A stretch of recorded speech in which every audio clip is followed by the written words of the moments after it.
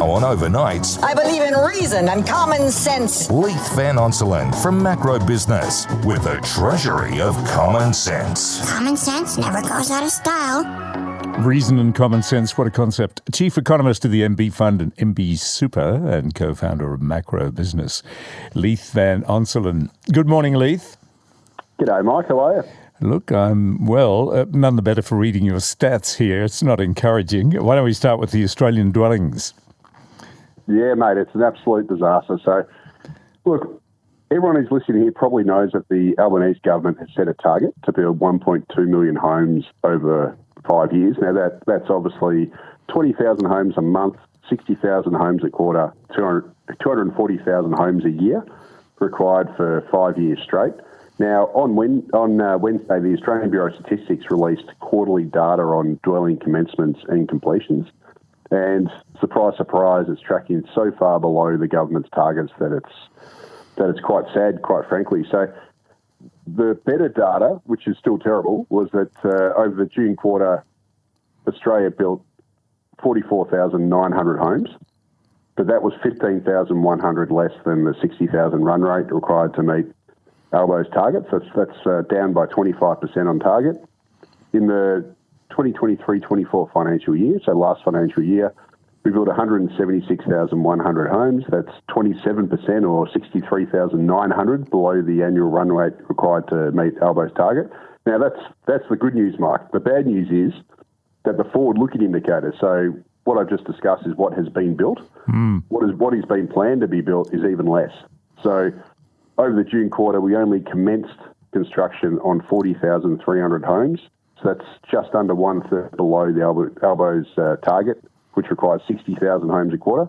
And last financial year, we only commenced 158,750 dwellings, which was 81,250 below Labor's target, which is 240,000 homes a year. So this is just more disaster, and it follows the recent approvals data, which was also terrible, whereby we only approved 166,200 dwellings were approved for construction in the year to August. So that was, again, about a third below Albo's target. So the long and short of this, Mike, is that the government set this target, which was never realistic, and yes, the number of commencements that we've got is actually running a 12-year low. So actual dwelling construction is collapsing at the same time as the government set this target. Now, the problem with this, Mike, is that Australia's population in the last financial year grew by about 630,000 people. So the federal government's still got the pedal to the metal on immigration, running at, it's down a bit from the peak, but it's still at very close to all-time record levels, 631,000 last financial year. At the same time as we've only commenced building on just under 160,000 homes.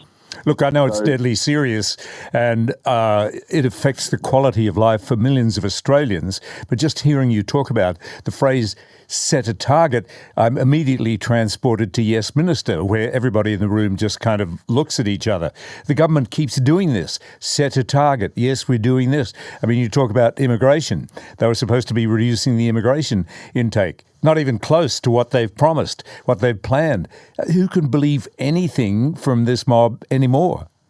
Yeah, absolutely. Look, none of this was ever achievable. The biggest year of Australia's construction ever was in 2017 when we had interest rates of 1.5% and we were building all that high-rise rubbish. Remember all the big high-rise buildings were going up around Sydney and Melbourne and Brisbane? Yeah. A lot of them ended up being defective, flammable cladding, balcony problems, structural problems, Opal, Mascot Tower, etc. But even then, when we were just throwing up trash, we only built 225,000 roughly homes, and yet the government set a target of 240,000 every year for 5 years. So, that was our biggest ever year in 2017, and they set a target that's about 14% higher than that. At the same time, we've got high interest rates. We've got a 40% increase in construction costs since the pandemic, which means it's a lot more expensive to build a home now, which means less will be built. We've had literally thousands of construction companies collapse, and now we've got home builders competing for labour and resources against big build infrastructure projects. So the macroeconomic conditions could not be worse for building a large number of homes. And yet Labor set this ridiculous target that was never going to be met at the same time as they're running an absolutely gigantic immigration program, importing near record numbers of renters into the country who need housing. So this is just an absolute recipe for disaster. And basically what it means is that Australia's rental crisis is going to keep going. And in fact, the world's largest commercial building company, CBRE, released a report which said that Australia's rental crisis is going to get a lot worse because supply is not going to keep up with demand, and that the rental vacancy rate is going to continue to tighten. And we're going to get another 25% increase in rents in the next 5 years on top of the 40% increase we've had over the last couple of years, which just means, if you're a tenant in Australia or you want to buy your first home, this is an absolute nightmare. Indeed. But, Leith, surely the government can't be this stupid and this incompetent. It's like they really don't care. And you talk about putting up trash. This is endemic. This has been around for years. The whole system of regulation, granting permits to build, and then having your mate come in and inspect the property. I think we're the only developed country I know that allows this. I mean, even the US, which is considered to be less regulated in many ways, you've got to adopt the next cab off the rank system with someone to inspect your property. You can't ring your pal and say, mate, can you just give me the certificate, and by the way, let's play golf Saturday. Yeah, absolutely, and that's one of the reasons why we had the massive high-rise junk that went up last decade. And unfortunately, it's going to be the same, Mike. I mean, it's going to, if anything, it could be worse because we're running immigration so hard and we've got this massive housing shortage. The government's solution is just to build high-rise towers everywhere as quickly as possible. And whenever you build something as quickly as possible, it just means that the quality is going to be degraded, and we're just going to have more shoebox apartments going up that are going to be very poor quality. And I don't think this is a very good.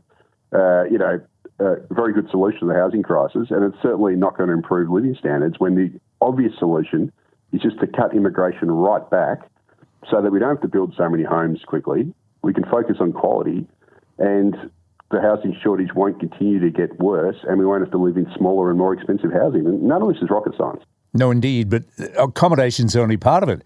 I mean, okay, you find a place for people to live, and, we're miles away from that. You're allowed to still say miles, kilometres away from that, Leith. But what about everything else? What about all the infrastructure? What about the schools, the roads, the hospitals, all of that?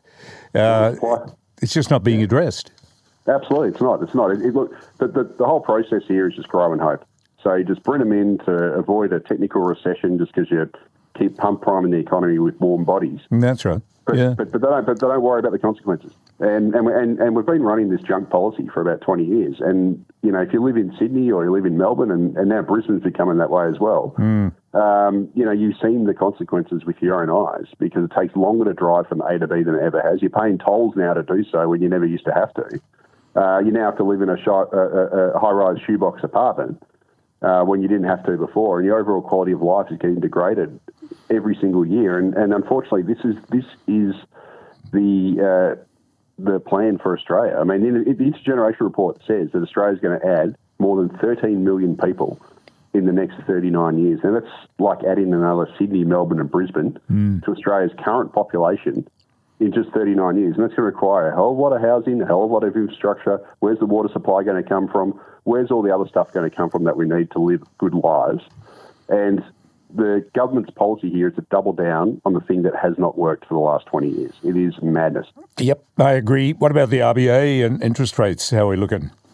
Yeah, look, this is actually pretty interesting. So at last month's monetary policy meeting, it was around about the 20th of September thereabouts, the RBA was really hawkish on interest rates. So what that means is they were strongly suggesting that rates would not be cut anytime soon because they said that underlying inflation was sticky. Yeah. They said that they want to see inflation move quite sustainably toward the target range. Michelle Bullock got up and said that we're not making enough progress, that rates are going to have to, stay on hold for the time being, etc. Except the interesting thing is, Mike, the RBA released their minutes on Tuesday, which actually did a complete dovish pivot. So what that means is they basically cleared the path for interest rates to come sooner rather than later. And the big thing there was they dropped the term from their previous minutes that said that they were unlikely that the cash rate was unlikely to be reduced in the short term. They cut that out of the statement. They also gave two conditions that would need to be met for the RBA to cut rates. One of them was if the economy weakens, which is pretty obvious. But they also said that if inflation proves less persistent than assumed, they were likely to cut rates. Now, the reason why it's important, this all just sounds like, like a nothing burger, but all the unofficial indicators that we've received on inflation in the last few weeks have all come in lower than expected. So the Melbourne Institute produces an inflation gauge. It's like an alternative CPI, so it's like a shadow CPI, and that actually plummeted. So their underlying inflation measure tanked. The NAB survey came out 2 days ago, and it also showed that firm output prices have tanked.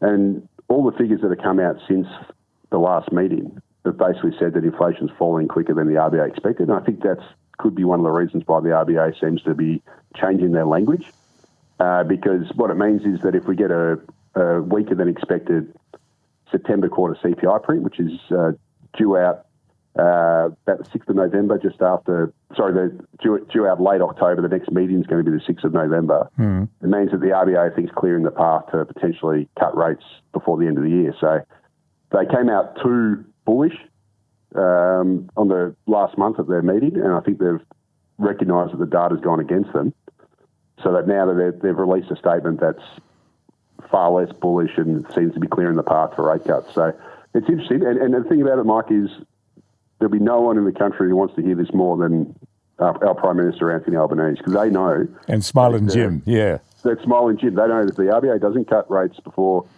the election, which has to be held before May next year, that Labor's going to be in a hell of a lot of trouble. Indeedy. Leith, do appreciate your time and comments as always. Thank you very much for that. Yeah, thanks, Mike. Speak to you next time. Leith Van Onselen, and Leith is Chief Economist of the MB Fund and MB Super and co-founder of Macro Business.